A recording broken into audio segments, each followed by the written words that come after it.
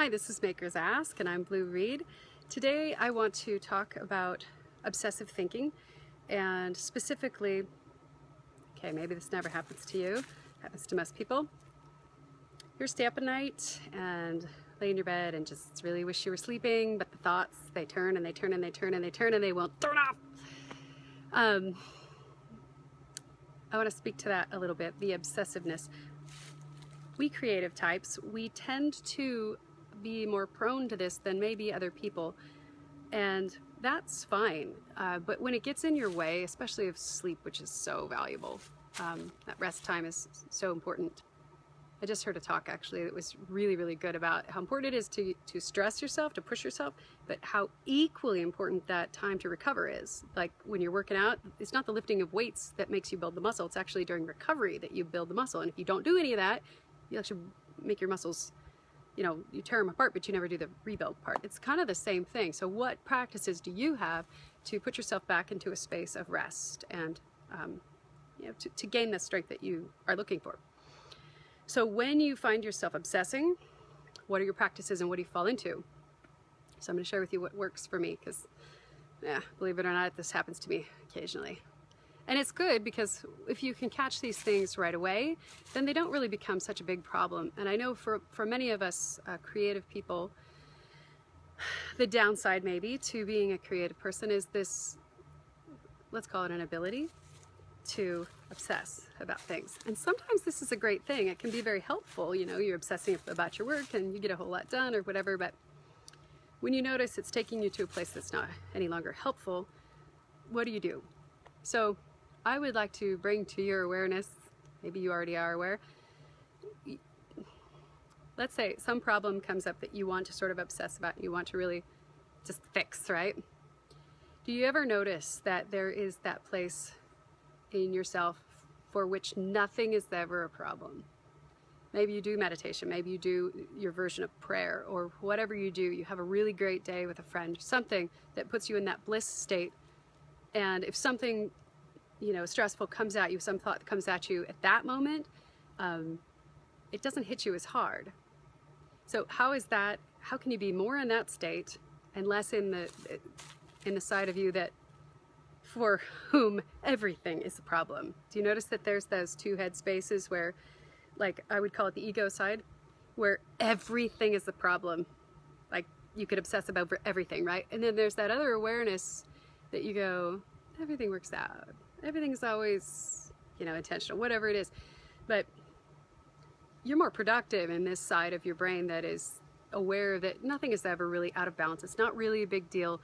Will it matter in 5 years? Whatever it is you're obsessing of, staying up at late and just, whatever is killing you right now, will it still be a problem even in a week? And why give our attention so much? Why give so much attention to something that's really of little consequence, or maybe no consequence, but you got a bad review, you didn't, whatever your stressor is. So in the very moment that something comes up that you find your mind wanting to obsess about, I jump right at that moment right into practice, which for me is just meditation. And I'm going to do a whole video on that because I think everybody's all way freaked out about, like, meditation is sitting still for an hour, whatever. There are many ways to meditate, and even just a tiny amount of it is measurable on the scale of well-being. They say 5 minutes of meditation is pivotal to well-being. It's measurable. So if you can do an hour, that's even more measurable, but you don't have to do an hour to get some results. So when you're in the headspace of this is a huge problem, even just bringing a small amount of awareness to that part of your mind that says this is a huge problem, to bring some awareness, that even just to say, will this really be a problem in several years? And to breathe and to quiet your mind for even a second.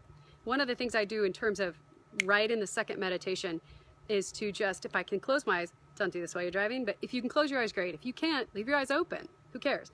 But become aware of my breathing, and I think a color.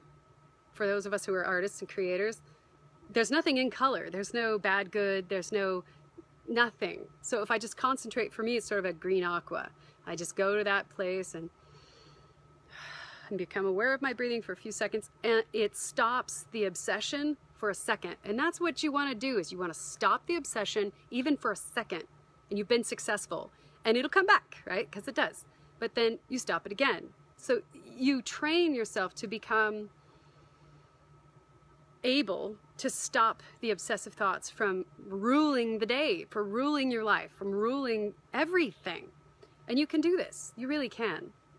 So I will do a video more on meditation, but I hope that gets you started. Don't let those thoughts rule your day or ruin your studio time or ruin your good sleep, for heaven's sakes. It's so important. So, and don't judge yourself for being prone to obsession. It's one of the benefits of being a creative person. We tend to be more empathic. We tend to be more empathetic. We tend to care what people think. That's all fine. You might even argue it makes you a better creator and a better maker. Whether you do or don't let it rule your life. But don't judge it either, because it just is, right? It just is. All right, so this has been Makers Ask, and I'm Blue Reid. Subscribe, tell your friends, anybody you think this would be helpful for. All right, thanks for watching. Go be amazing today.